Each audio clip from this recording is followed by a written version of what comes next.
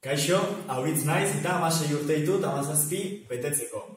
Errentegian bizi naiz eta nire zaletasunak nabestea eta antzestea da.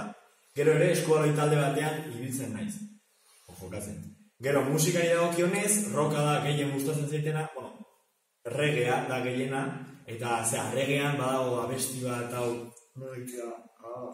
Bob Marleyena, Agua en el hoyo. ¿Ez uste ezagutzen?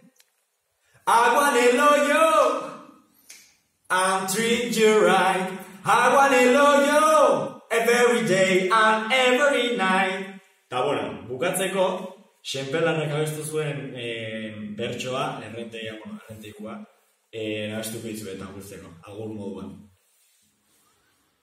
Guazten serie derrera, partatzeko aukera, bideo honen bidez doa, errenterian bizi naiz eta, baina gusto zara noa.